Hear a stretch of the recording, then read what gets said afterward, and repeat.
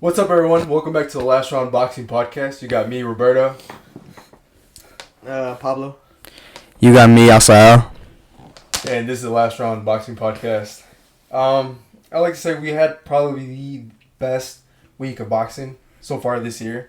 We had Inoue versus Fulton. We had Spence versus Crawford. Really good fights. One of them was for the undisputed. One of them was for two out of the four titles. But let's start with that one. The fight in Japan, Inoue versus Fulton. What were your guys' thoughts on that? Yeah, Inoue, I called it last podcast. I said it. Inoue, I think, could knock out Fulton. And that's exactly what happened. Inoue completely outclassed Fulton all 8 rounds, I think the fight went. And it was not close from the very beginning. Inoue was able to land his jab. He was much quicker than Fulton. He was able to step in and out of range where Fulton couldn't find him, couldn't touch him. Really, the whole fight, Fulton couldn't get into it.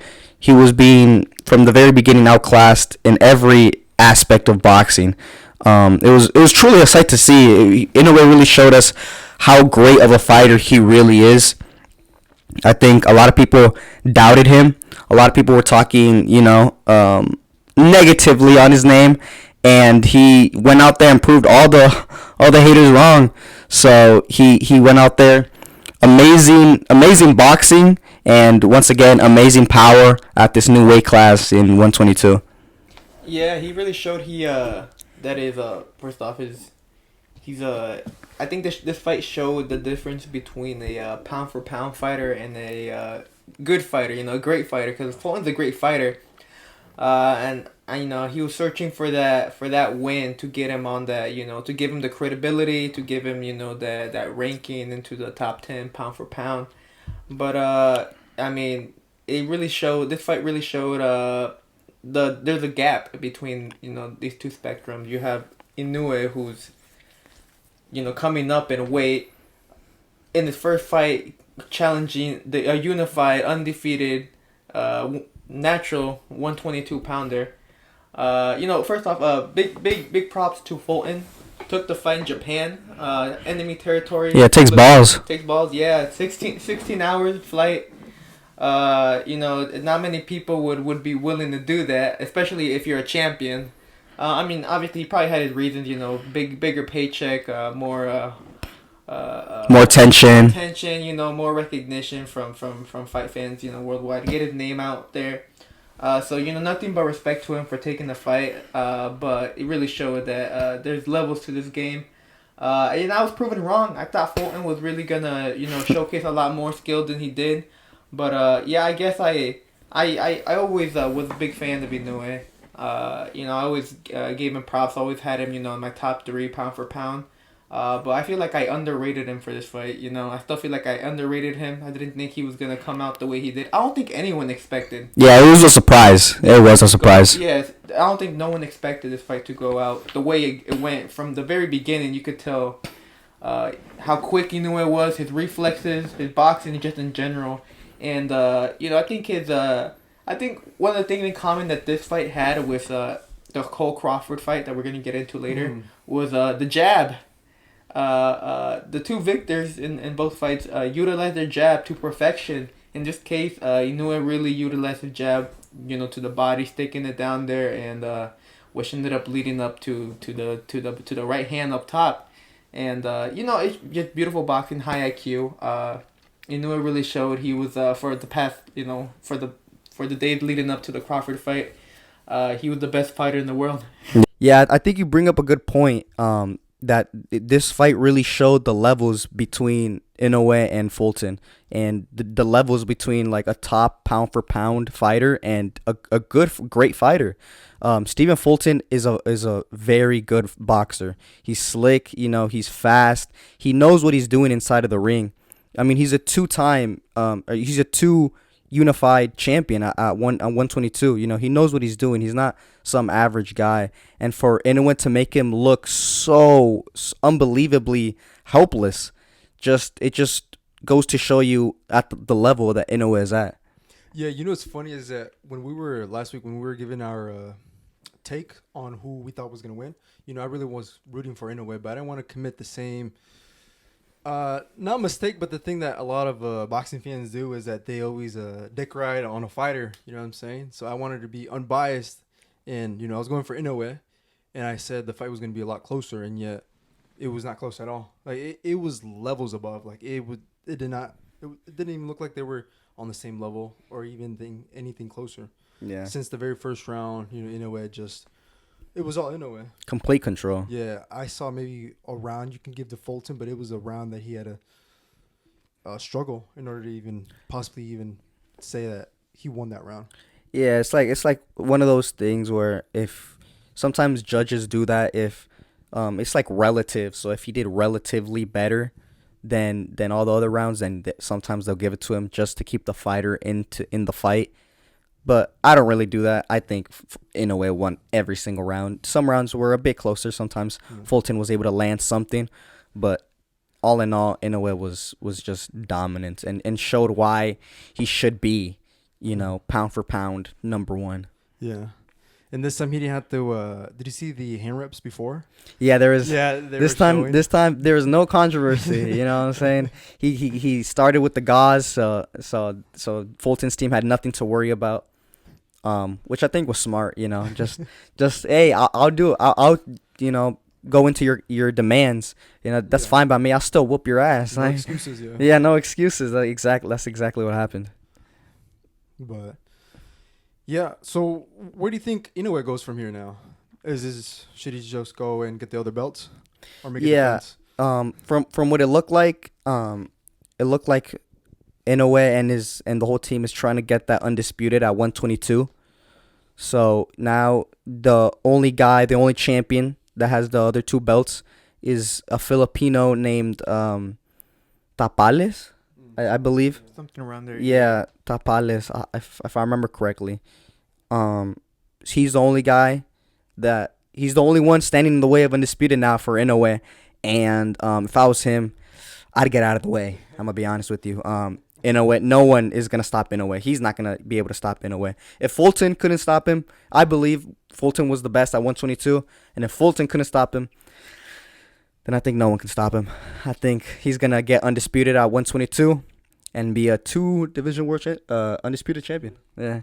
Yeah, I see him, end of the year becoming undisputed at 122. I really see it happening. I see him doing it in the same fashion as he did Fulton against Fulton. And also I feel like I can see Inoue staying at 122 for a bit longer. Trying to, he's already the man at that weight class. And once he becomes undisputed, he'll be undoubtedly the king. Yeah. But I mean, he's got to set the tone and be like, hey, like I'm not just gonna be here, for 2 fights. Like bring on these other top fighters at 122 who want to take my belts. I'm gonna prove a point that I'm the most dominant fighter in this weight division. I'm gonna just clear out all these big names. So see him fighting Luis Nery. That'd be a great fight, because Luis Nery's not coming off, but earlier this year he had one of the fights of the year. And he could take a punch, but you also have other fighters like the former champion who lost against Tapales. I forgot his name. He has a really complicated name. The European. He's also another one. There's still a couple big names at 122 that could that could make sense for Inoue. Before he decides to maybe move up to 126 perhaps. Yeah, a lot of people are talking about that now because a complete domination at 122. So a lot of people are already comparing him to a Manny Pacquiao, in which obviously Manny Pacquiao famously went through a ton of divisions and just kept on going up with power and speed and everything. It seemed like he kept on getting better with the weights. So Inoue obviously proved once again. This is his 4th division that he's become a world champion in. So he's proved once again that his power, speed, timing, everything moved up to him at 122. And a lot of people, I think unfairly, are already asking for like some super fight with Gervonta Davis at 135. I'm like, guys, relax. He just made 122. They want him to move up 2 weight classes already. I'm like, 3, yeah, it's crazy. So Why do you think that is? That's kind of weird because even I was myself like asking like, why are people even asking for this? I think it's a bit of two things. I think first it's casuals. They might not, they see they're kind of small. They're like, oh, they're around the same weight. Not really. The same height. Yeah, same height. But Gervonta Davis is a thicker boy than Inoue. That boy's a tank. Yeah, that boy. I mean, it's in the name. He's a tank. So Inoue is only that's 13 pounds, and I saw someone say that like it's only 13 pounds. 13 pounds is a lot of weight, especially when talking to someone like Tank Davis, because he fights at 135, but when he's not fighting, he's very heavy. And from what I've seen in Inoue's off season or when he's not in fights, he doesn't blow up massively, And we have to take into consideration also, he started at a very small weight class, like at I'm not even exact, 108, yeah. So, like, he's going up these weight classes. We have to be patient with him because his body has to be adapting to these new weight classes. He might have made it look easy, but maybe the 126 might be a little too much, or a little too soon for his body to get into, to reach, normality. So, I think that it's either one, like some casuals, they don't really understand the weight classes and stuff, and two, I think it's because they want to see someone Inoue dominated so clearly and was so in control that the first person they can come up with in like somewhere similar to that weight class where maybe he can actually pose a challenge, they just said Gervonta Davis. They want to make a superstar fight already, which again I think it's a bit too soon. I think that even at 126 there could be some great fights made there. So I think we should definitely hold the horses on a 35 mega fight against Gervonta Tank Davis and Naoya Inoue. Yeah, I don't even know if we'll ever see that fight because it's by very the time unlikely. Inoue goes up, like Tank would have to maintain fighting at that weight class, and he's known to go up. He's even fought at 140. You know what I'm saying? So it's possible that within the next, there's 2-3 weight classes before in between them. So yeah, that point, that's a good point. Yeah, but that point Tank might already be fighting at 140. Yeah, because I mean we all know how he struggles to make 130. He's missed that weight like 2-3 times. So yeah, it's hard for him. Also, the age. I think Inoue is already 30. They're 30 years old, I believe so. Yeah, Tank is 30. Maybe he might be 29, but yeah, he's like 30, around 30. But they're already at that age, like maybe they're still in their prime, of course, but he just recently got into 122. He might take 2 years to stay at 122, because we gotta remember, like, boxers typically fighting like 2-3 times, per year. Max. So like he's probably gonna spend this entire rest of the 2023 at 122, maybe first half or so of 2024 still at 122, and maybe move up. And maybe not even that. Maybe 2025 he decides to move up to 126, and by that time, do you think Gervonta is gonna be 135 yet, or still? No, like at that he's gonna be 140 now. He's probably gonna be 140 during that time. Lomachenko might not even be in the scene, Yeah, he might be gone by 2025. A lot of things. There's a lot of things that could happen. The age, the time. So I feel that fight, Gervonta Davis and Inoue, it's a great fantasy fight. Great fantasy fight, but that's all it's ever gonna be. A little unrealistic. Yeah, that's all it's ever gonna be. Just a fantasy fight, in my opinion. It's never gonna happen. It's great to think about. One to like debate online who would win. But it's not gonna happen, in my opinion. Yeah, I don't believe so. There's definitely a lot of pressure though on Inoue's side to keep on moving up and keep on fighting name fighters, because I do see him. He's definitely gonna get undisputed. That's for sure. So he's gonna stay at 122 at least until the end of this year. At least if he fights at the end of this year, December maybe or November. But there's definitely a lot of people want him to go up. And there's some fights at 126 now. Areta's at 126. Yeah. No, Areta's at 126. No, he's at 130. He's on 30 now. But, he went up. The dude who fought Fulton and lost. Figueroa. Oh, Figueroa's there. 126. Ray Vargas is there at 126. That's a tall 126. That is a tall. That'd be an interesting fight. That would be a very stylistic 5'4" fighter. Yeah. So there's definitely some. We'll see what Inoue does. he's definitely gonna undisputed is in his horizon, and then from there it'll be up to him. You know, it depends how he feels at that weight, and if he feels it's right to move up, then we're gonna get some more treats and some more big fights at 126. Yeah. Yeah. Also, like, okay, let's say Inoue went up to 126. Sometime in the future. Like you said, he has big fights with Ray Vargas, Figueroa, even Lara. Lara, Lee Wood. Lee Wood, Warrington, a fight against El Venao Lopez. Oh yeah. You could have him, maybe even against El Tren Ramirez. Yeah. Some good fights at 26. 126 is a packed division with lots of fighters. And it's really hot. It's really hot. It's trendy right now too. You have one of the most packed, hottest divisions. So Inoue going up to 126 would just a boil treat. it. Would really boil it. You could see some incredible fights. I don't know. It just also depends how long he decides to stay at super bantamweight. But speaking of still speaking about Inoue, I saw people on Twitter, because Fulton got absolutely demolished, outclassed by Inoue, and I saw people saying like, man, people need to give Donaire more respect, because I remember back when they first fought back in 2019.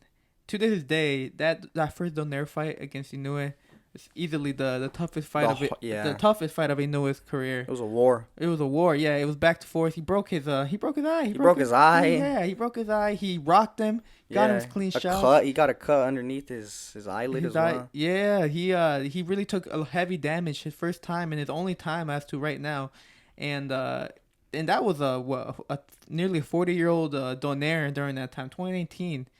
I feel like people, because people would often criticize Inoue for that performance. They're like, how can this man be great, or pound for pound if he almost lost against Donaire? Against Donaire, an old fighter, that makes no sense, this and that. So I think after this performance, people have to give Donaire massive respect for what he did. Like, you don't do that to Donaire just showed that he's an all-time great. He's a legendary fighter, future Hall of Famer, no doubt. I mean, sometimes you just gotta respect your elders, Yeah, he respect. He definitely did better than Fulton, that's for sure. Yeah. And then that second fight, everything changed. Obviously, the rematch. But the first fight, that is true. A lot of people were criticizing him, saying, a lot of people. That's one of the reasons why everyone was saying that Inoue was so overhyped, because he had such a close fight against Donaire.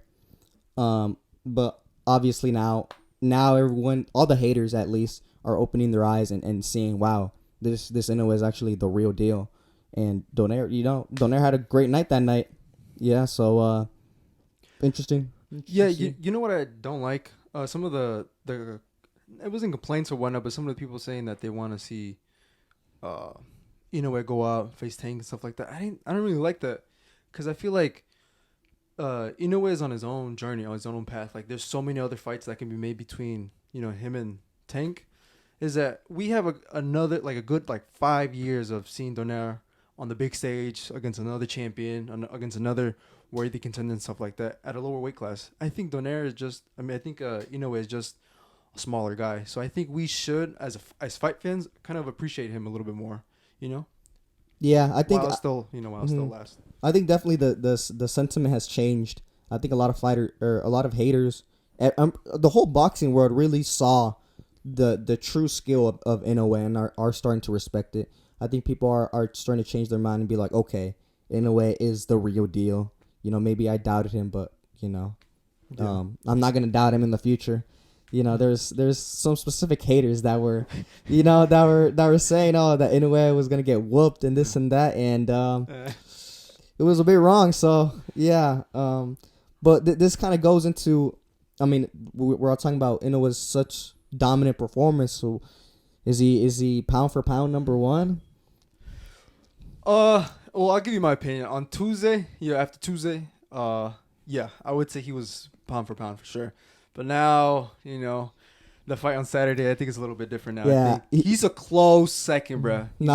Second. Yeah. Inoue was pound for pound for 4 days, and until he got the throne taken away again. He got dethroned. Yeah. And the thing is, I was after the Inoue fight, I was like, man, you really gotta put Spence or Crawford really gotta put a performance that's gonna be able to top that, because in my head I was like, I was expecting. We're gonna get into it later, but I was expecting, Crawford and Spence to be, 50-50, a close fight. So I wasn't expecting. I was even. It didn't matter the outcome for me on Saturday. I was still gonna put Inoue as number one, but based on what happened, Based on what everyone saw, yeah. based on what we all witnessed over the weekend, that really, it really Didn't go as it didn't go as I planned. So, so we'll get into that later. Let's jump over to the Saturday card for the Crawford and Spence. I think one of the main talking points was Pitbull, Isaac Cruz, a big name at the 135 division.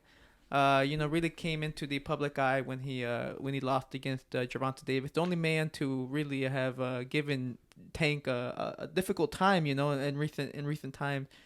What were you guys' thoughts about Pitbull's performance this past Saturday? Yeah, Cruz definitely disappointed a lot of people. He disappointed me. I'm a big Cruz fan. Ever since his Davis fight, and his other fights against Gamboa and all these guys, he's shown, promise, and I was really hyped to see him take this big stage as the co-main event on such a big stage like Spence versus Crawford. I thought it was going to be good for him, and he needed to show a very, good performance so he can call out Davis and, say he wants that rematch and say he's been ducking all this time. And it didn't really go as planned. It wasn't that good of a fight, man. The Cruz got the split decision win. Cabrera, Giovanni Cabrera was very unorthodox, very unique fighting style, and Cruz at least for the first couple rounds, 4 or 5 rounds, struggled to even touch Cabrera. He was whiffing He was whiffing a lot of punches. He couldn't really land, couldn't get the range, the distance. Cabrera was kind of just moving a bit strange, and he posed a difficult challenge for Cruz. Cruz then finally started getting the hang of it. He started landing more punches, but the fight it wasn't nowhere near one-sided or clear or the performance that Isaac Cruz wanted. I think that Giovanni Cabrera did a very good job in halting the hype.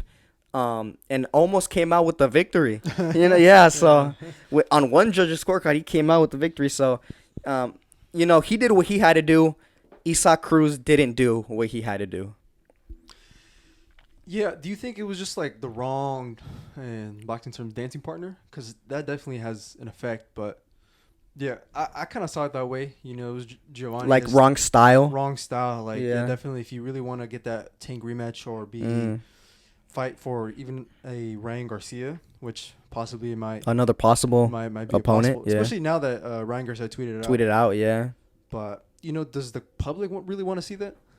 I think so. The public really want to see that after this performance like that? Yeah, I mean, I think so. Yeah, I mean that'd be an easy fight to make, or like an easy name grab, Garcia versus Cruz. I definitely think they definitely want. I'd want to see that fight, honestly. But yeah, I mean, maybe the style was a bit. Maybe I think Isaac Cruz probably thought he was gonna just run over this kid and just knock him out, But maybe he didn't do his due diligence and see how Cabrera fights and make a clear game plan. Because it just seemed like he just wanted to get in there and just throw some bombs and then get him out of there. You know what I was thinking? I think sort of, how Cruz was like a 2-week, 3-week, I think the most replacement opponent for when he fought Tank. I think Tank kind of underestimated Cruz, especially because it was like 2-3 weeks notice. It was like really fast. No one really, that's kind of unheard of, like being a late replacement to Tank for a couple of weeks and then actually taking it. I think maybe Tank possibly overestimated or underestimated Cruz, and then Cruz fought the way he fought, got a good fight. I think what you said right now, Cruz kind of underestimated or really underestimated Giovanni. He probably looked at the record, was like, yeah, he's undefeated, but that KO ratio is nowhere near nowhere near what I have. Yeah, it was just a sloppy performance. Giovanni was holding a lot as well, and Cruz couldn't really get off. Cruz at 2 points in the fight, headbutted him. Pulled a book out of Virgil Ortiz. It was Victor Ortiz. Victor Ortiz. Yeah. Sorry about that. Victor Ortiz and headbutted him twice. Got a point taken away. So that isn't good. Because he was obviously getting frustrated. Everyone could see Isaac Cruz was getting frustrated because just kept on missing. Like, he would just throw, and he wouldn't adjust. He wouldn't really do anything. Just he was going for the head, and he kept on just missing. Cabrera would hold him, and then he'd get frustrated, try to wiggle out of there. Yeah, very sloppy fight. So would you guys say that Pitbull is or Isaac Cruz is a like a one-dimensional fighter then? Yeah, I think so. He's very one-dimensional. I mean, if you're able to box him and you're able to withstand, his pressure and his power, then you should have a good opportunity to beat him, because this fight definitely showed his flaws and showed that he can really only do one thing, which is swing hard and hope for the best. Yeah. Also, no. Yeah.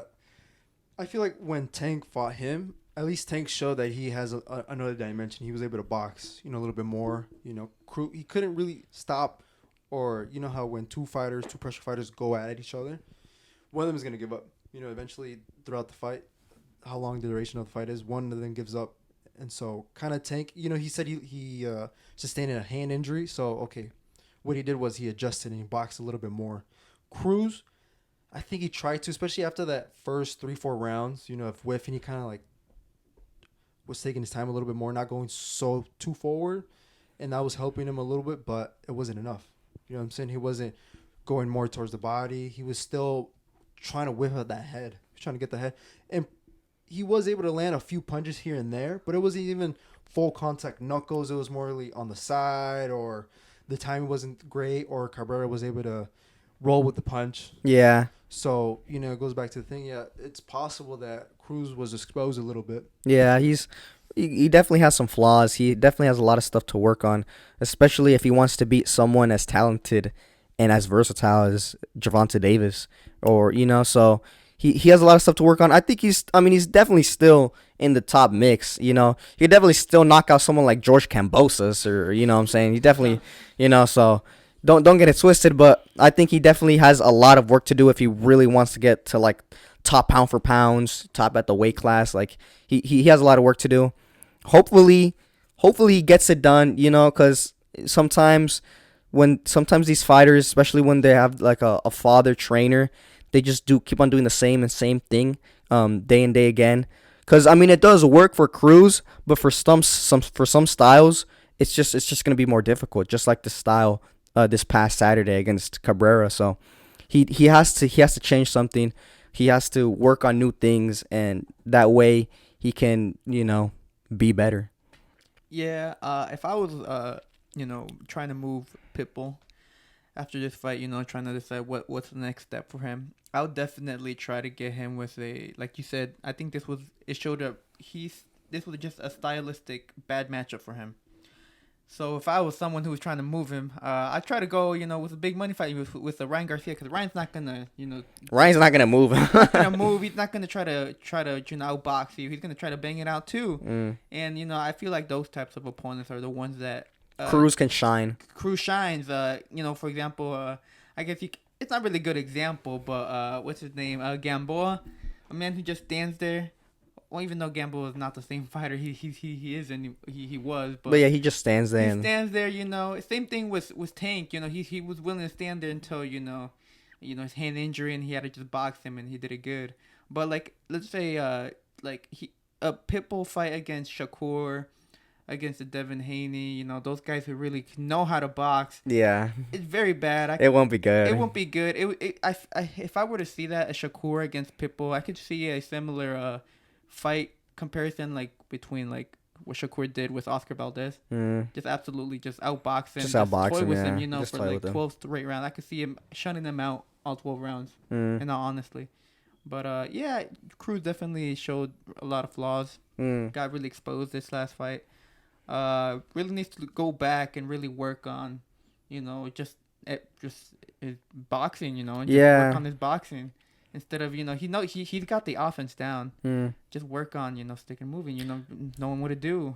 Yeah, cause not everyone's just gonna stand in front of you and swing with you. Especially now that he has especially now that people know him and know that he has power and knows he comes to fight. There's no mystery element. When he first came onto the scene with Davis probably didn't know how he fought. He probably didn't know that he could bang. Probably didn't know he was really good offensively. But now that people do know that, they're gonna move with you. They're not gonna just stand in front of you. Not like these top guys aren't just gonna stand in front of you. So, Cruz has a lot of stuff to work on, especially so he isn't one dimensional. Do you think the thing that gave him most problems was the unorthodox style of Cabrera or the height of Cabrera? I think Because it's kind of hard to like make adjustments if you're that short. You know what I'm saying? Which one was it? Like, what could he work on? If he does fight Ryan Garcia. I think it was just a style. Style. Yeah, I think it was just a style. I mean, if the height was that much of a problem with him, then he's gonna have trouble at 135. Yeah. That's not the way he should be at, because that's kind of the average height. What is he, 5'8"? Cabrera was 5'8", Like 5'9". 5'9". Ryan Garcia's 5'9". Devin Haney is 5'8", 5'9". Shakur is a little shorter, but all these guys are gonna have height on him. If he isn't accustomed to that, and if he isn't used to that, if he isn't sparring those type of guys, then he's in the wrong weight class. He should go down, because he, just like you said, he's a short guy. He's 5'4". Very, very small guy. So, I think it was just a style matchup. I think Cabrera is a very unique, unorthodox kind of style, and Cruz couldn't really get adjusted to it. He struggled a lot. So, he has to be careful with people who fight like that, who fight on the back foot and can really know what they're doing. Yeah. Not just gonna stand in front of you and bang with you. Yeah. So, it's just interesting to see. If I had a recommendation, I'd say definitely go more to the body, because he was going way too much to the head, body, and then upstairs. Take it upstairs. Yeah, head hunting.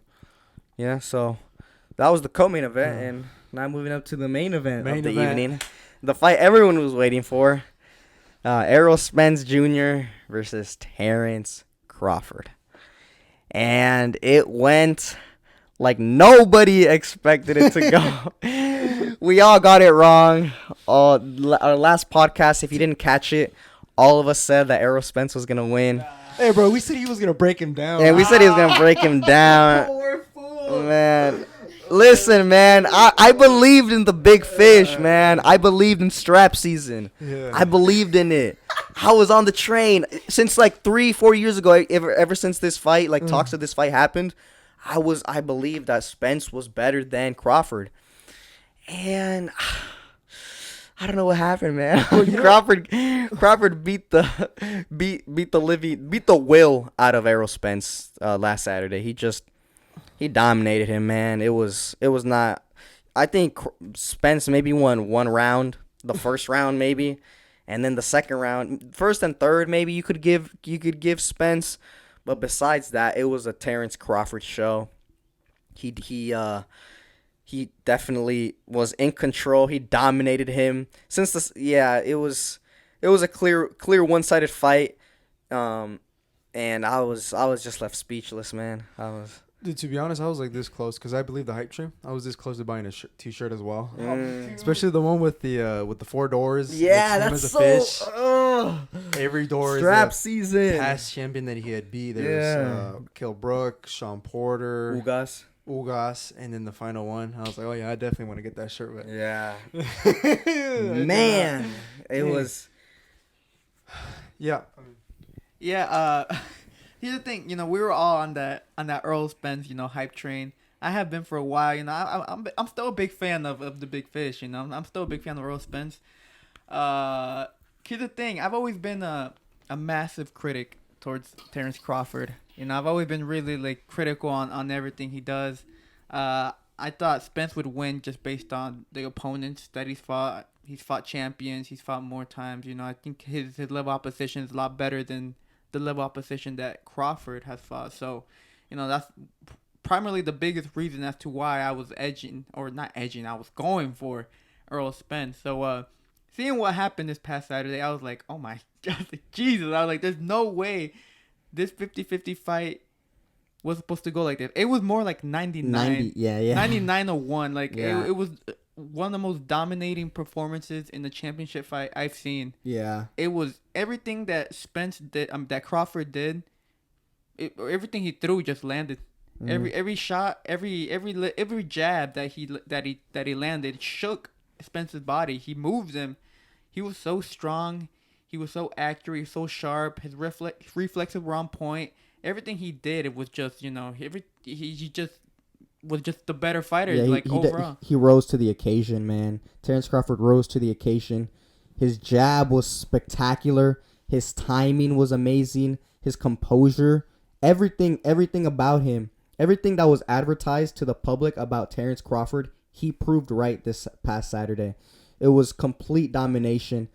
I think that Errol Spence was a bit weight drained. He did look a bit. He did look a bit. Big Fish looked thirsty. He didn't look like himself. He didn't look like himself. But Water. but that's no excuse. I think Crawford definitely deserves all the credit. He definitely put a spectacular performance and showed that he was better than Errol Spence Jr. Crawford came with 3 C's. And 3 C's are cool, calm, and collected. Everything was according to plan, bro. Everything was to his plan. And even when he did, especially after the second round, at the end of the second round, he drops Spence. Spence comes back. He's the big fish. He has to go and, get his lick back. And he lands that left hand. Even though Crawford took the hit, he was still calm. Even right before he even dropped him for the second time. Spence was on his ass. Crawford was on the ropes. And then he was getting attacked. But defense was like cool. His eyes were wide open. And then there comes I think it was a jab to the body from Spence. And then he was trying to come up overhand with the left. And just Crawford, southpaw stance, just uppercuts the fuck out of him. And then sends him down. Like, everything was so good. Nothing was wrong. Like, even in between rounds, he was not even breathing hard. It looked like it was like a sparring match.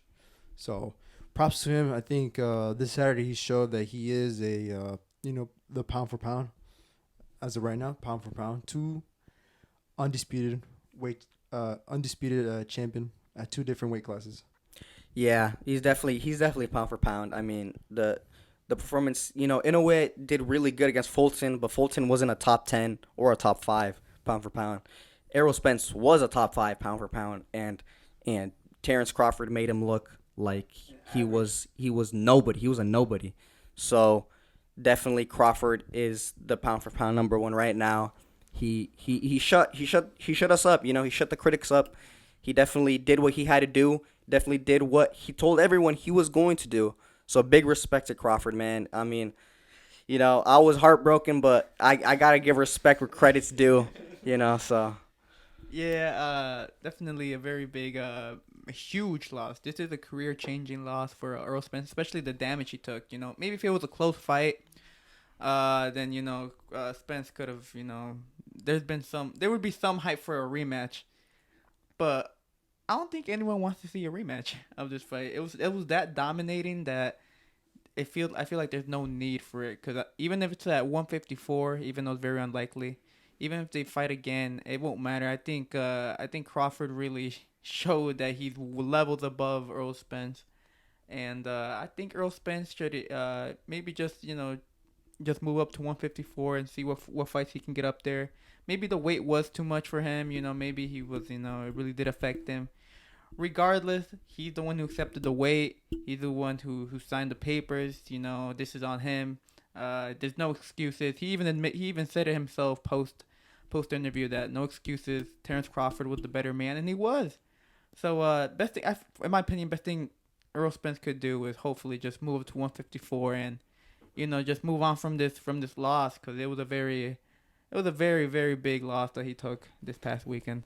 Yeah, I'm interested to see how he reacts to this loss, man. Cause it, just like you said, it was a career changing, career altering, career beating. It was bad, man. I never thought I'd see Spence like that. He was just getting completely dominated. Everything that Crawford was throwing was landing. He landed like a 58% power punches. Like, that's unheard of, especially in that championship fight, at the very top of boxing, and land 58% of his power punches. It's crazy. Yeah, so we'll see what Spence does, man, because he said in the post-fight interview and post-fight press conference, he said that he wants the rematch, and he says hopefully it happens at 154. I think it would definitely be better for him at 154, but it's hard to see. It's just hard to see, because Spence just didn't look like himself. It's hard to see him do anything different against Crawford, man. Maybe Crawford just has his number, but we'll see what Spence does. It looks like he wants to run it back. I don't know if that's the best idea.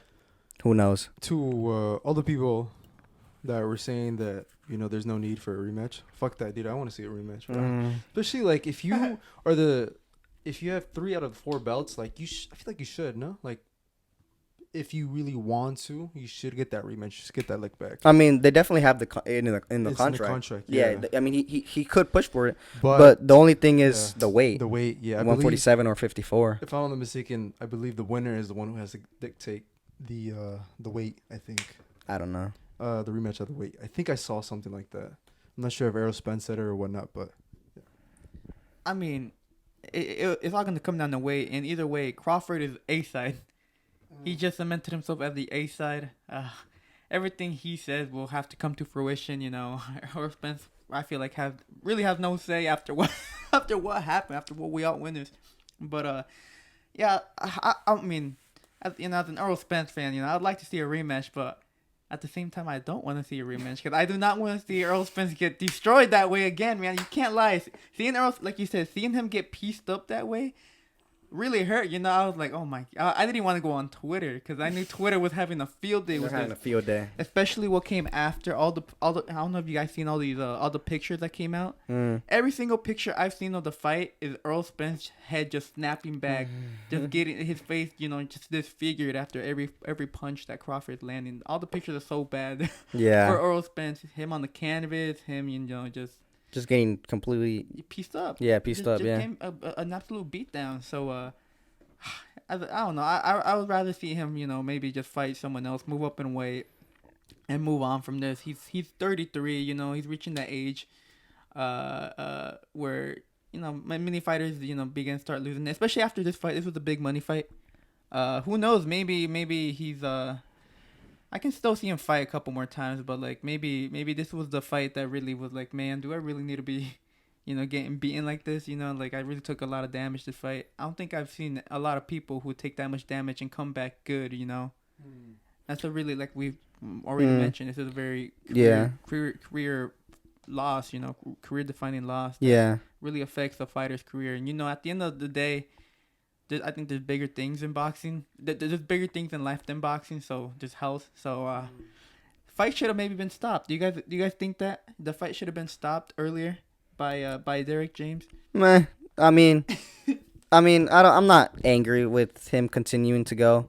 Probably wasn't gonna win, but I mean, it's an undisputed championship fight. What can you do? Like, when the stakes are so high, people don't really want to stop fights. And when the referee stopped the fight, Spence was still complaining. So Spence would have probably, been very angry at Derek James if he would have stopped that fight.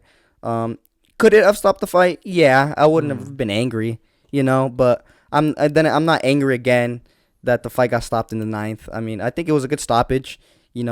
Crawford stepped the engine up. He put it in 5th gear and started landing some hard punches. And I think he would have finished him right then and there. I think he wanted to beat him up a little bit.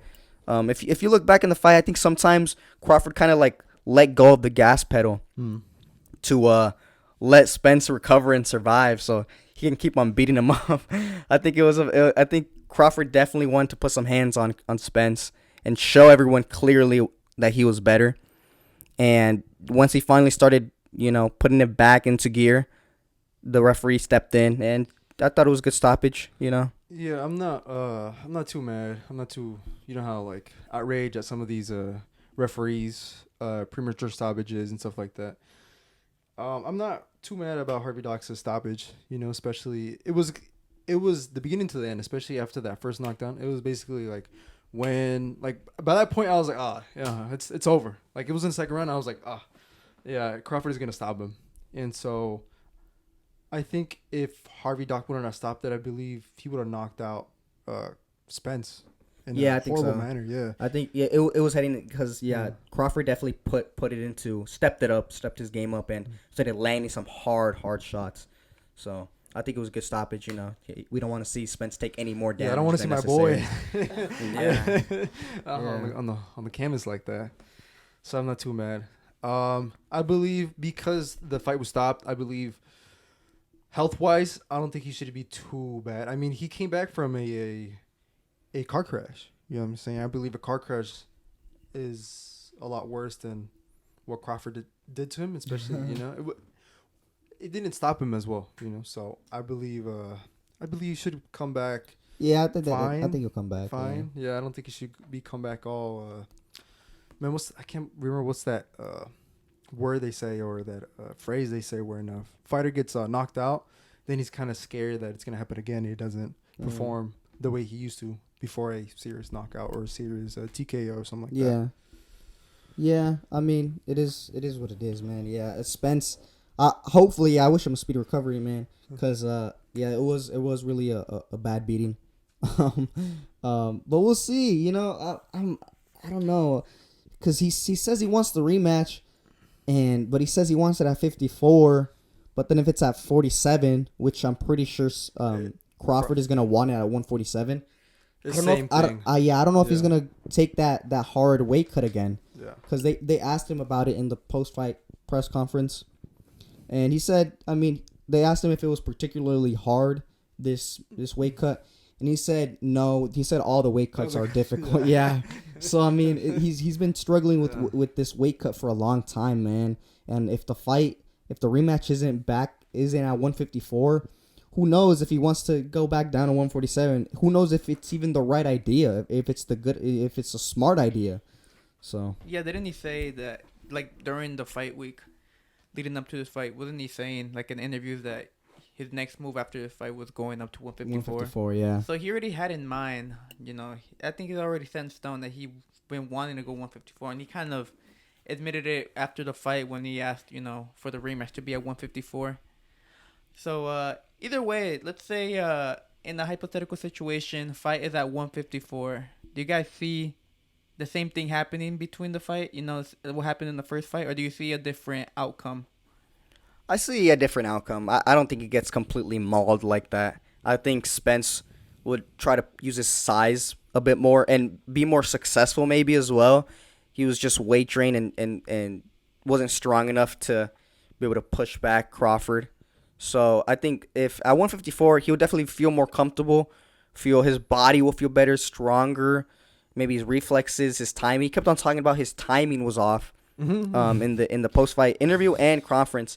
He kept on saying that he was like, no excuses, just my timing was off, this and that. Everything was off. Yeah, so, yeah, everything was off. His legs were off. It's everything. His whole body was off. So, I think 154, it'll be a closer fight.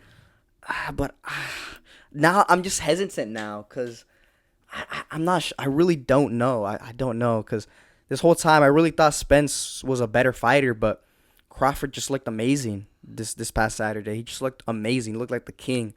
He looked in control. He looked like he was meant to be there. So I can't say that Spence would beat him at 154 even. So I think Crawford still is going to be able to win. If there's a rematch and it's at 147, I don't want to see it. But if it's at 154, I would like to see it because I believe Spence would be a lot more stronger, whatnot. I think the fight would be more competitive. I'm not quite 100% sure what the outcome would be, but it'd be a lot more competitive. Yeah, like more of a 50-50. That 150, yeah, the 50-50 fight that they were all selling us on. I believe it's going to be more a 50-50 fight, but I'm not sure. Crawford is the ace side, so he doesn't really have to take it. I believe if Spence really wanted to and he would really want to try to convince Crawford, I would say he would have to take money, I think, take less of a pay cut in order to be like, hey, I'll give you more money, but the rematch would be at 154 or something like that. Who knows? Who knows? Yeah, it's kind of like give or take. It's at the end of the day, it's It's all about business at this point. Yeah, I mean, I don't think Crawford's gonna move up to 54. He doesn't have to. I don't even think he wants to. Yeah. Yeah. So, Crawford's king. Yeah, Crawford's king. Crawford's king. He fantastic performance. He definitely shut all of us up. He shut all the haters up. Did what he had to do. And just left us all speechless, man. I was hurting last night. I was like, I was hurting last night.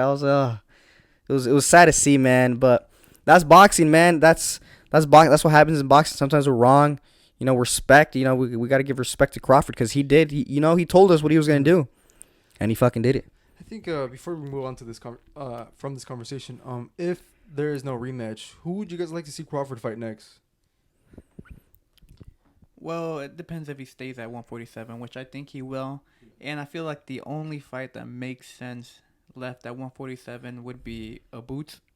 Because Boots I feel he's already ready for a big fight.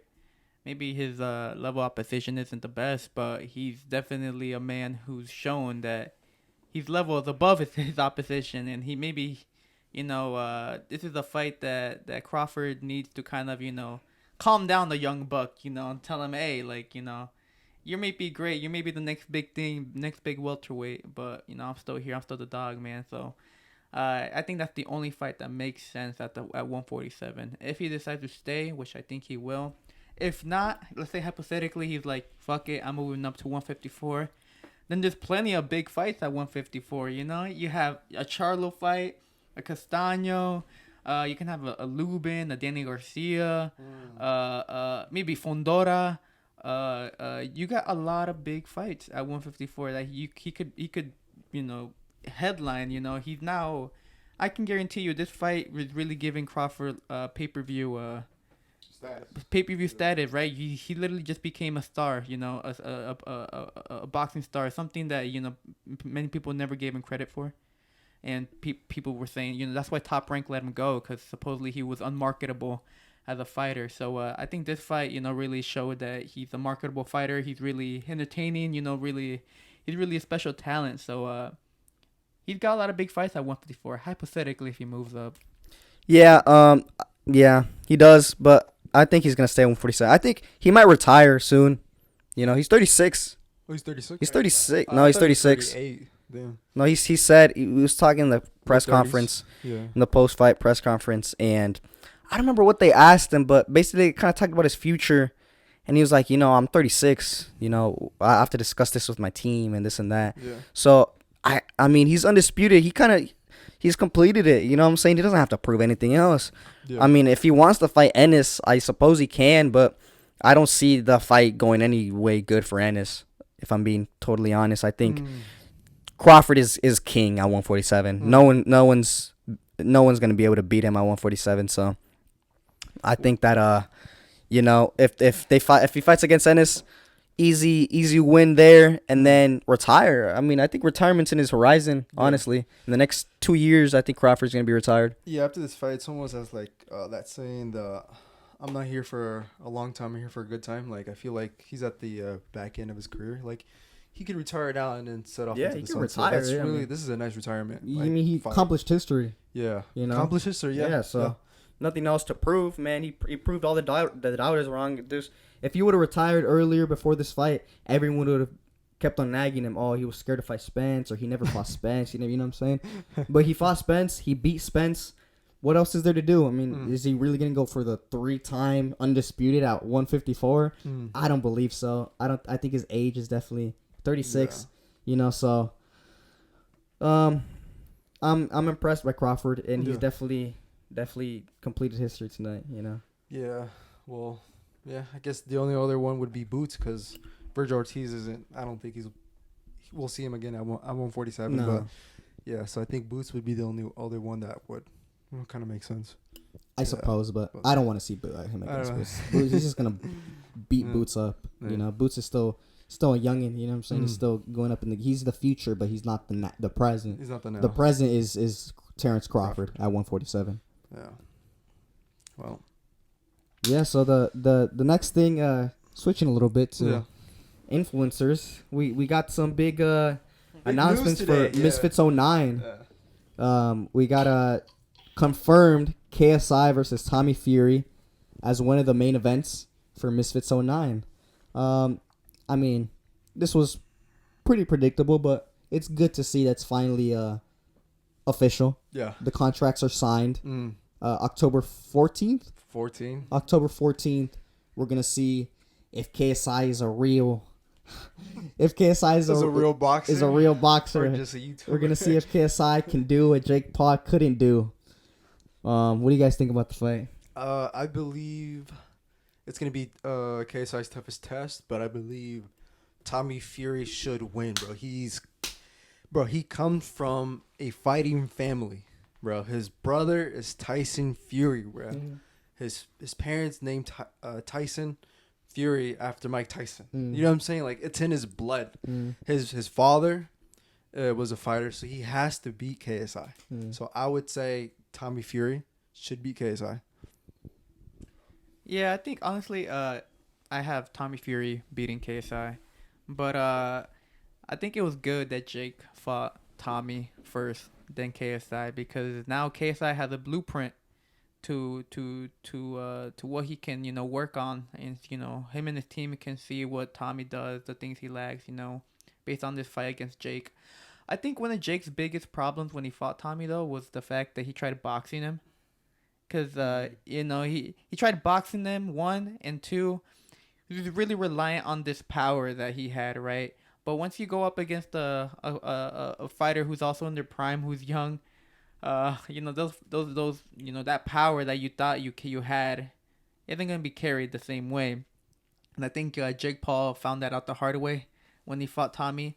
So in this case, I feel KSI has more of a puncher's chance than Jake Paul. I think he hits harder than Jake.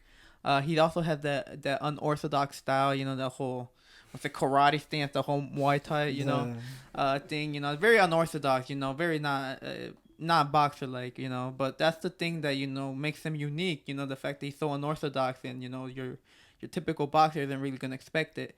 But then again, Tommy Fury's a big dude. And he's a boxer, So either way, even though I do see these things as good for KSI, his unorthodox style, he has a puncher's chance. I still think it's like a maybe 80-20 or so for Tommy Fury. Yeah, I don't think I see maybe KSI having some forms of maybe he gets a couple good shots in this and that, but I don't see him winning. Yeah, I mean, he's a one-dimensional fighter.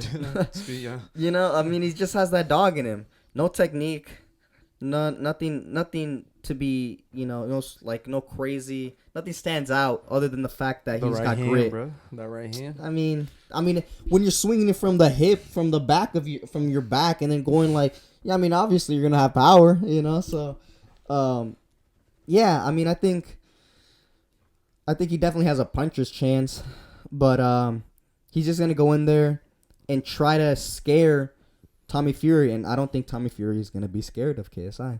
I think that he's just going to pepper him with jabs. I mean, dude, Tommy Fury has freakishly long arms. Like, freakishly long. Like, unusually long arms. So unusual build, too. Yeah, unusual build. His arms are, like, crazy long. So he's just going to pepper him with the jab, and KSI is going to be open for the jab because he's going to be trying to come forward with the right hand.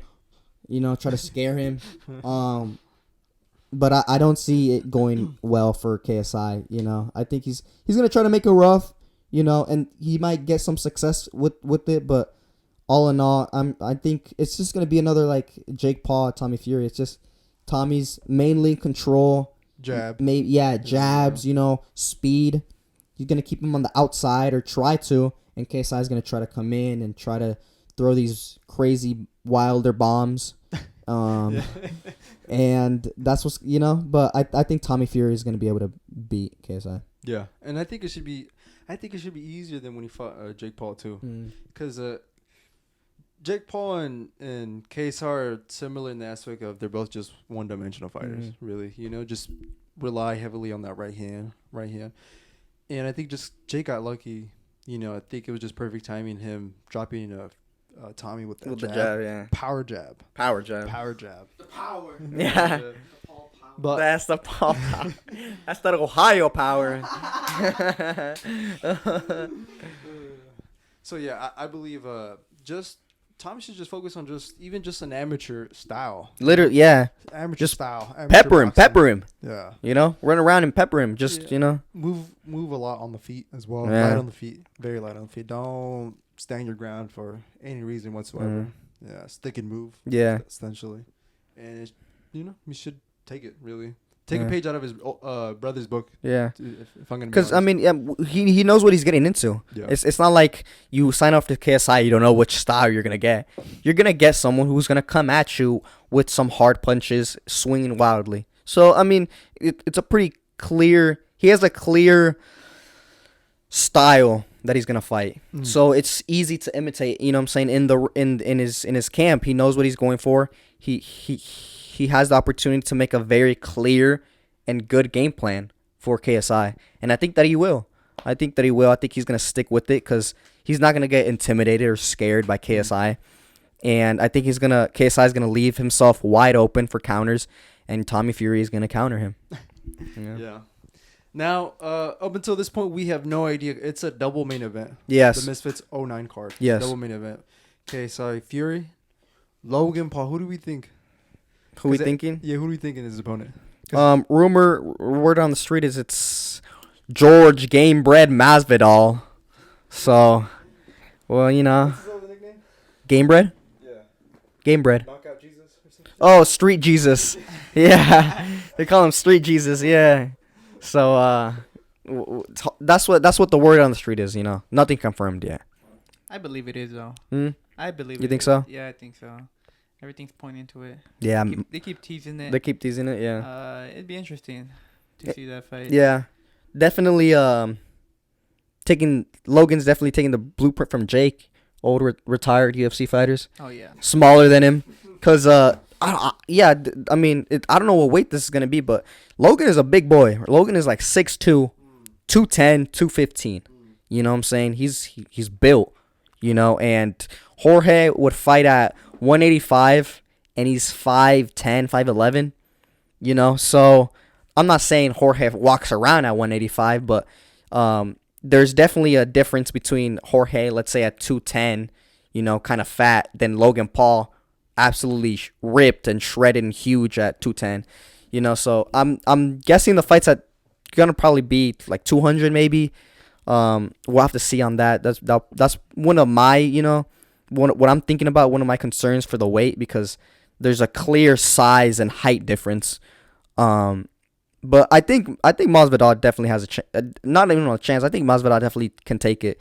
You know, he's still fresh. He just retired, and his boxing has always been one of his better qualities in the UFC. He's definitely not going to be intimidated by someone like Logan Paul. He's definitely, you know, he's fought against. he's fought against killers, and he's fought, you know, street fights forever in the Kimbo Slice days. He has a tough mentality. And as we've seen, Logan Paul does sometimes get nervous and scared under the bright lights. So I think that Jorge Masvidal might knock out Logan Paul. That's a hot take. Yeah. Yo, but Logan Paul beat the GOAT, bro. Oh my Remember? god. He beat the GOAT, bro. Yeah, this his When he fought Mayweather? his delusional. When he his fought delusional- Mayweather, he beat the GOAT. His delusional self thinks he Won at least 3 rounds to Floyd Mayweather. Settle down, Logan. Floyd was going easy on you, first of all. Second of all, he's like a third of your height and weight. Like, come on, man. like, let's be honest here. He was never known as a power puncher. What makes you think he's gonna knock you out? You know. So, yeah, no. These people are so delusional when they bring up like Floyd Mayweather. Let's relax here a little bit. And that's been forever. When did he fight him? This Last was year? 2021. 2021, 2 years. Like that crazy layoff. Like Jorge Masvidal just retired recently. Well, he's 42. That's another component that we also have to keep in mind. It's the He is. weight, you know, and he's like close to 40. He's like Yeah, he is. 38, 39. Yeah. Yeah, definitely. But I still think he has some left in the tank to beat Logan Paul. Yeah. Yeah, and he doesn't have to worry about stomping toes like Yeah. like what Usman did. He doesn't have to worry. He doesn't have to worry about wrestling, man. That was his weakness in the UFC. So now he can just focus on some fists and I think it will go good for him, man. I think he was always a decent, he has a decent boxing, man. Like he knows what he's doing in the stand up. So I think he's gonna piece up Logan. Honestly, if it's Masvidal, I think he maybe underestimated. He bit off more than he can chew. Masvidal has a lot of losses, and he's old. He retired. He's lost his last fight, I think. But Masvidal, he's there to fight, man. Don't underestimate him. He's definitely there to fight, and his boxing has always been his best attribute. So yeah, Logan hasn't fought since he fought Floyd. KSI in the rematch. Floyd. Floyd. But before that, It was KSI, right? Yeah, he's not even He's not disciplined. active. Yeah, he's not active. Yeah, he's yeah, that's actually I wasn't even thinking about that. I was just more concerned about the weight and whatnot. Yeah. But yeah, it doesn't really matter about the weight. If you really can't impose that or use that to your advantage, then what good does that make? what good can that do? What good? Yeah. So I was gonna say Logan, but with that the inactivity, and he's sustained a knee injury from WWE. His time is very much divided. WWE, he's got Prime. He's got doing this so and much that. stuff. Like Yeah. So I might even say George. I could say George. Brawl or that fighter's chance as well. So George. Early predictions. Early predictions. I don't know. I'll probably make my prediction later. Mm. Yeah, I'll probably wait. Wait for it to be announced. Yeah, wait for it to be announced. Make sure it's actually Masvidal. Yeah. And then sometimes like you go through things, and sometimes you change who you think is gonna win. Every week. But I feel like I still I need a little bit to. I feel like I need a little bit to what's it called? Make an official prediction. Make an official prediction. Yeah, that's just me. Yeah, I mean, I don't blame you. So you just have to wait and see. All right. But I think we got it. Yeah. Until then, it's been your boy Roberto, Pablo. Also. and it's been the Last Round Boxing Podcast. Peace.